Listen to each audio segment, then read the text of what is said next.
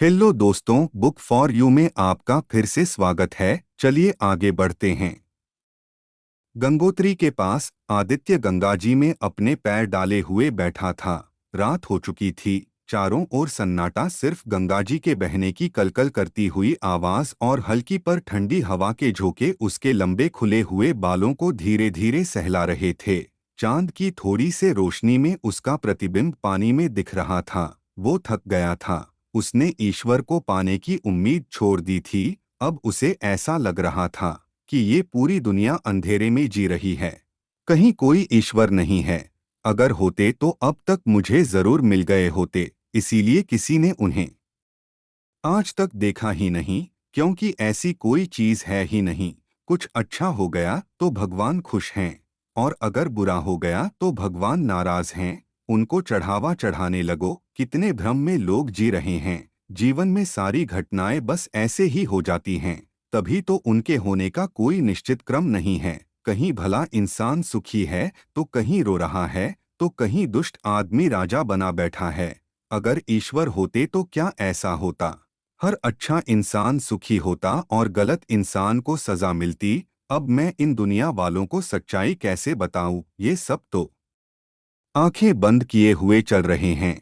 उसने आसमान की तरफ देखा, एक लंबी सांस भरी और वहीं नदी के किनारे रेत पर लेटकर सो गया। वह परिवार से, दुनिया से, भौतिकता से, मोहमाया से विरक्त हो गया था। केवल 26 साल की उम्र में उसने कितना कुछ देख लिया था, समझ लिया था, और जो कुछ भी उसकी समझ में आया था, उसके बाद अब उसकी जीने की इच्छा भी समाप्त हो गई थी। वह तो बस अब सुकून से मरना चाहता था। सुबह उठने के बाद हमेशा की तरह वही कपड़े पहने ही उसने नदी में नहाया और धूप में कपड़े सूखने के इंतजार में बैठ गया। अब वो ये सोच रहा था कि किया क्या जाए, क्योंकि दुनिया अब उसके लिए मिथ्या हो गई थी। और कुछ देर बाद वह फिर वही चल दिया, रेलवे स्टेशन की तरफ, पर इस बार ईश्वर को ढूंढने के लिए नहीं, बल्कि इसलिए कि चलता रहूंगा। और ऐसे ही चलते चलते किसी दिन कहीं प्राण निकल जाएंगे और मैं इस दुनिया से विदा ले लूंगा।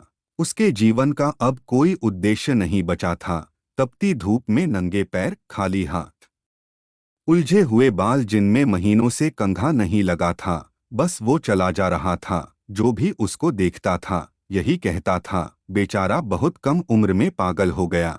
कुत्ते उस पर भौंकते थे और बच्चे पत्थर मारकर मजे लेते थे, पर वो किसी से कुछ बोलता नहीं था। उसने अब किसी से कुछ न बोलने की जैसे कसम खा ली थी। कई घंटे चलने के बाद आदित्य एक स्टेशन पर पहुंचा। एक ट्रेन खड़ी थी जो कहीं जा रही थी। आदित्य बिना जाने कि ये कहाँ जा रही है, उसमें जाकर बैठ गया। कई घंटे चलने के बाद और कई स्टेशनों को पीछे छोड़ने के बाद ट्रेन एक स्टेशन पर आकर रुकी। आदित्य चुपचाप ट्रेन में ही बैठा रहा। कुछ देर में उसने दो लोगों को बात करते सुना।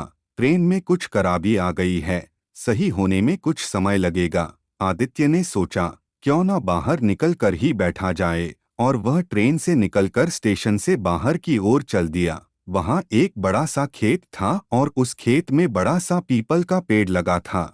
वो पीपल बड़ी ही अच्छी छांव कर रहा था। उसकी बड़ी बड़ी शाखाएं चारों तरफ शीतलता प्रदान कर रही थीं। आदित्य उसी पेड़ के नीचे पेड़ के तने से टेक लगाकर बैठ गया। उसने अपने लंबे बालों को मोड़कर जूड़ा बना लिया था। दुबली पतली काया, सर पे जूड़ा, लंबी दाढ़ी, शरीर पर गेरुए वस्त्र, दीन दुनिया से परे। बायां पैर सीधा फैला हुआ और दाहिने पैर को मोड़कर उस पर दाहिने हाथ को रखकर वो आराम से बैठ गया। उसको देखकर लग रहा था जैसे कोई बहुत पहुंचा हुआ साधु संत सीधे हिमालय से चला आ रहा हो। हल्के हवा के झोंके मन को शांति देते हुए बह रहे थे। आदित्य अपने सर को पेड़ से टिकाकर आराम करने लगा। कुछ ही देर में उसकी आंख लग गई। सोते सोते देर हो गई। काफी देर बाद आदित्य की अचानक आंख खुली तो देखा सामने बहुत से लोग हाथ जोड़े हुए बैठे हुए थे। उसको ऐसी कोई उम्मीद नहीं थी। पहले तो वो एकदम अंदर से घबराया, फिर जल्दी से अपने आप को संभाला। आप लोग कौन हैं और यहाँ क्या कर रहे हैं? उनमें से एक आदमी खड़ा हुआ। बाबा, हम लोग यहीं पास के गांव में रहते हैं। मैं अपने खेत पर काम करने आया था। यहाँ देखा तो आप अपनी साधना में लीन थे। मैंने दौड़कर सारे गांव वालों को बताया कि जल्दी चलो, मेरे खेत में पीपल के पेड़ के नीचे बहुत सिद्ध महात्मा बैठे हैं। जल्दी से सब लोग उनका आशीर्वाद ले लो चलकर। और मैं सारे गांव वालों को बुला लाया। बाबा, हम लोगों को आशीर्वाद दीजिए, हमारे बिगड़े काम बना दीजिए। अरे मैं कोई संत महात्मा नहीं हूँ, मैं भी तुम लोगों जैसा ही हूँ। मेरे पास कोई शक्तियाँ नहीं हैं जिससे मैं तुम लोगों के बिगड़े काम बना दूं। मैं तो यहाँ कुछ देर बैठने आया था और मेरी आंख लग गई। तुम लोग जाओ यहाँ से, आदित्य ने झल्लाते हुए कहा। वह आदमी दौड़कर आदित्य के पैरों में गिर गया। बाबा, हम लोग जानते हैं आप बहुत पहुँचे हुए और तेजस्वी हैं। जो महात्मा ऐसे होते हैं वह यही कहते हैं और जल्दी किसी पर अपनी कृपा नहीं बरसाते। हम लोग आपके पैर पड़ते हैं, हमारा कल्याण कर दीजिए। आदित्य को बड़ा अजीब सा लग रहा था, क्योंकि वह तो जानता था कि वह उन्हें कुछ नहीं दे सकता। अच्छा, तुम लोगों को कैसे पता चला कि मैं बहुत पहुंचा हुआ और तेजस्वी हूँ? मेरे जैसे तो गेरुए कपड़ों में जाने कितने साधु घूम रहे हैं। आदित्य ने पूछा। बाबा, जो साधु ऐसे ही होते हैं, वे अपनी बड़ाई अपने ही आप करते हैं और उनके साथ दो चार चेले जरूर होते हैं। वो तो सबको बेवकूफ बनाकर ठगने के लिए घूमते हैं और आपको तो देखकर लगता है जैसे साक्षात भगवान साधु के वेश में आए हैं। आदित्य को समझ में नहीं आ रहा था कि वो इन भोले भाले गांव वालों को कैसे समझाए, वो इन लोगों को क्या दे, जबकि वो तो खुद ही ईश्वर को ढूंढकर थक गया था। वो तो खुद ही खाली हाथ और अपनी जिंदगी से हारा हुआ था। बाबा, जब तक आप हम लोगों का कल्याण नहीं करते तब तक हम लोग यहाँ से जाएंगे नहीं, यहीं पड़े रहेंगे, गांव वालों ने कहा। और सभी लोग आदित्य के सामने जमीन में माथा टेककर बैठ गए।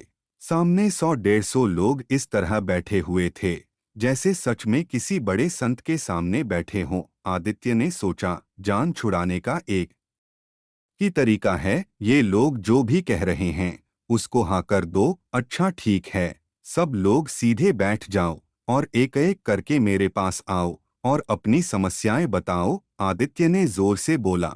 दोस्तों, इस भाग में बस इतना ही। मिलते हैं अगले भाग में। अगर ये कहानी आपको अच्छी लगी हो तो कृपया वीडियो को लाइक करें और चैनल को सब्सक्राइब करें। धन्यवाद।